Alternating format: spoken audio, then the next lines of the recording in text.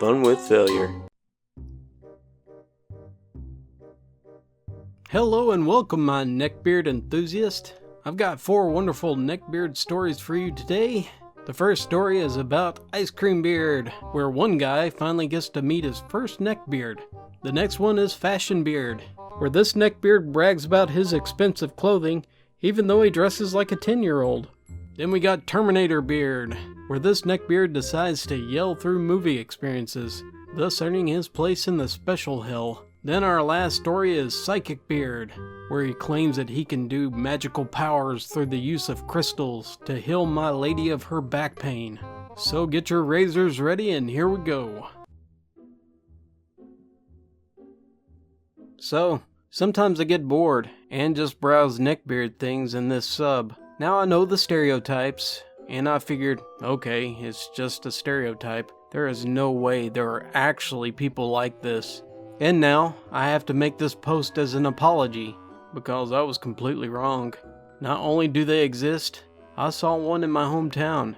I don't even live in a big city. I live in the middle of nowhere. All we got is corn as far as the eye can see. But I think this person must have been visiting, because there is no way he grew up around here. Anyways, here's the situation. I was heading to my local trail stop. It's an ice cream place. And I go in, order some, and sit down. Lo and behold, a neckbeard enters the place. And you can tell he does not belong here. Here's his description. 5'2", approximately. Weight, heavy. He had a mustache, but he couldn't grow chops. And he can only grow hair in one other place, and that was around the bottom neck. A little bit above where the chest meets the neck, but not much higher. He was wearing a black trench coat, which is stupid because 1, it's extremely hot outside, and 2, he looks like he's plotting to kill someone. He is also wearing black pants, and what appears to be black Converse. He orders 2 ice cream cones, just for himself. Then he turned around, and I noticed that he had a shirt of a scantily clad anime girl with some kind of black stripper outfit with a sword. I have no idea what anime it was from. All I know is I thought it was hentai. But apparently, he must have pressed it on himself, because below the picture was, "Die, cis scum." So I have no idea what the heck was going on. He seemed like a huge jerk, because when he ordered his ice cream, he complained about how the lady in front of him wasn't going fast enough, and she was purposely going slow. After that, he left, and the one lady in the front, she flipped him off when he wasn't looking. He wasn't wearing a fedora, but he was wearing a hat with the Sword Art Online logo on it. Anyways, I thought it was done, until I looked outside, and I realized that he was parked right by my motorcycle, and I thought I saw him get on it. But it turns out, he was on a really beat up old Honda scooter. Now, I don't know if he thought he looked awesome with a trench coat on, but nobody looks awesome on a scooter. More importantly, he was eating 2 ice cream cones, and still had sticky hands, and he was touching his throttle with them. It's just something I find really irritating. Now, I'm not saying I'm the most awesome biker, far from it. I just like motorcycles. They're fun as heck. But still, scooter? Like, come on, man. Even I felt bad for him there. I just like bikes. As I said, they're one heck of a good time. And I don't mind people riding scooters, but this one was just beat up all to heck. And if you're going to ride a scooter or a moped, please, for the love of God, keep it in good condition. Same goes for cars and such. Overall, not a very stereotypical neckbeard, but it was the first one I ever saw. And so far, I'm still debating whether or not he's from my town. It's possible, but dang, never expected to see one in real life. Now I know I said that I was going to post G versus Shorty and the customer, or how this guy gets into a fight with every freaking person he knows, but I just had to post this one about the fashion sense first. G likes to flaunt his wealth through fashion and accessories. I remember he showed me his watch and he claimed that it was $1,000 and was making fun of my crappy $10 watch. First off, who's that much of a jerk to compare wealth through clothing accessories when we both had the same job and made the same amount of money? Secondly, he did not even buy the watch. It was his sister who gave him such an expensive gift. He also came into work for a $15 paying job, even with a full-on custom-made suit as well, which his sister also paid for. The funny thing is, even with all the expensive accessories this guy had, he still managed to dress like a 10-year-old somehow. I'll give you a breakdown of what his out-of-work clothing looks like. Horizontal, blue and white striped, long-sleeved hem-waist shirt, camouflage khakis, black sneakers with Velcro straps, an Apple iWatch with Mickey Mouse settings. Luckily for me and my eyes, I do not see him much out of work, but I imagine the difficulty in taking this guy seriously if he was to see him in public. Next up is his fashion sense in the work environment. The dress code at work was a dress shirt and dress pants. Now G actually understood this concept, and he came into work with said clothing, but somehow he still managed to screw it up. Sometimes he would come in wearing a varsity style jacket, but he would not take it off during actual work when he sat down. I remember one time, Loud Voice, which is the manager, yelled at him to take it off, which he complies, but the next freaking day he does it again. It's like nothing registers in this guy's brain. Shoes are supposed to be dress shoes as well, but G, in his usual style, manages to screw that up as well. Most of the time, he comes in with what he wears casually for shoes, black sneakers with Velcro straps. But one day that changed. I was working with G one day, and he was being an idiot as usual, but then I noticed that he was on his feet. Dude, are you wearing Crocs? Yeah, what's the problem? I start to laugh uncontrollably. Do you not know the stigma about them? No. I show him the dankest Croc memes. What? I paid $40 for these Crocs. Then I start to laugh harder. Even after telling him all of this guy still goes into work with Crocs. Every single day. A big pair of blue Crocs. However, what is even more disgusting is the fact that sometimes when he's working, he takes off his blue Crocs, and his gross sockless feet stink up the entire kiosk. I tell him to put the shoes back on, but the moron gets mad when I explain that his feet reeks, thus sealing himself in his own perpetual cycle of ignorance. Well, that ends the story of the legendary G. Until next time. I have to share my run-in with the clueless Neckbeard last night.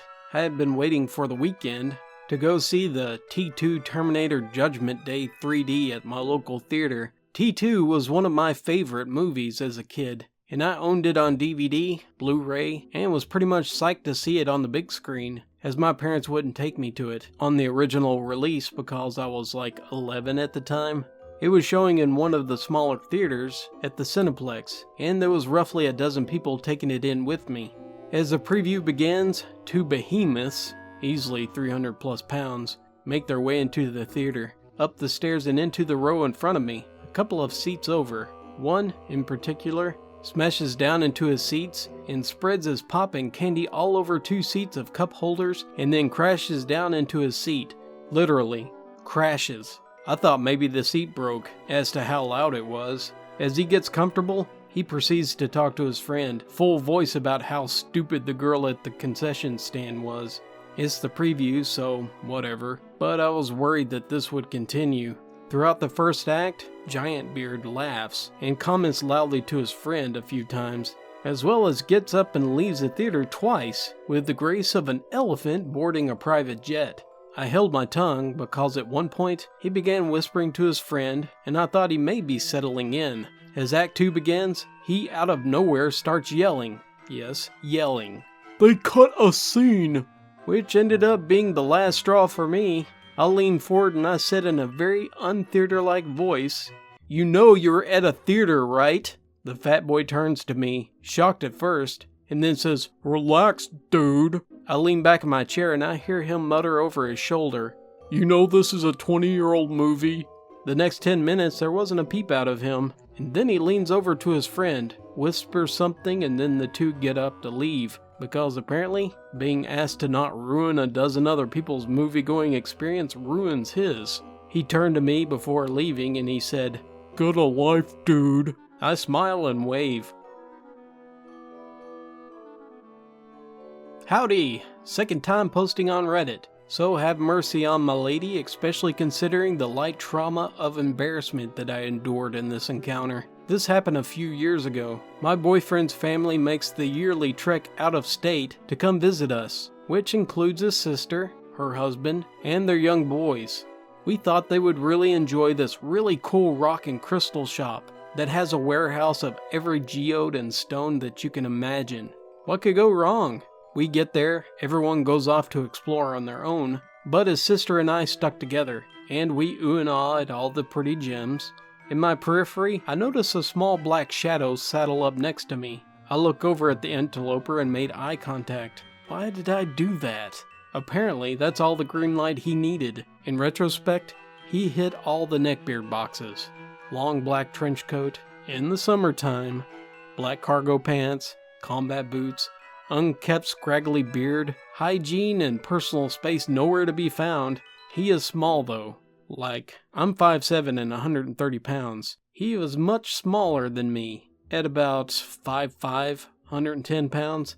Seemingly no obvious threat to me, or so I think. He must have heard me talking to my sister-in-law about my back pain prior to approaching me. He takes it upon himself to start talking to me about the powers of crystals and how powerful he is, like some type of magical healer warrior wizard type crap.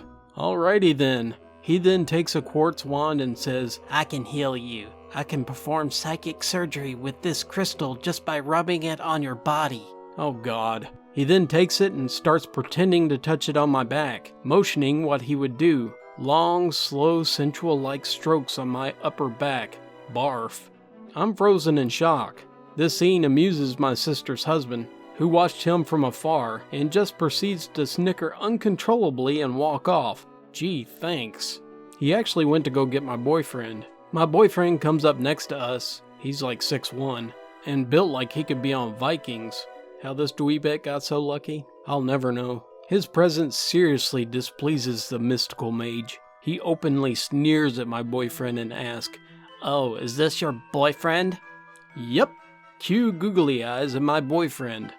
He looks my boyfriend up and down and says to me, "You know, I could trash him right now with my powers. I would kill him." As if my boyfriend wasn't even standing there and couldn't tie him up like a balloon animal. Heck, I could even tie him up like a balloon animal. Though he might be into that. Obviously, my boyfriend knows this petite neckbeard is just a sad case, so there is no macho-ness activated on his part, only pity. Neckbeard then says, "Well, if he wasn't here right now, I could make you fall in love with me." I just reply, "There aren't enough crystals in the galaxy for that to happen." I turn my back and continue shopping. Luckily, he gets the hint and walks off. I hear him ask a very bored associate if they have any dragon wings in stock. Huh? The associate says yeah, it's in the clearance section. The neckbeard turns giddy and yells, "Oh sweet!" I forgot about one thing he said. My boyfriend reminded me that after he said, "If he wasn't here right now, I could make you fall in love with me, but I just couldn't do that to your boyfriend. It wouldn't be right."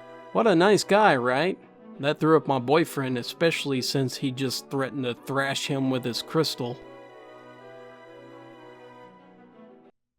Thank you very much for joining me. I hope you enjoyed that. If you did, please shave that like button for me. Well, until next time, if you're gonna play Neckbeard D&D, take up the shield of soap and the sword of shaving.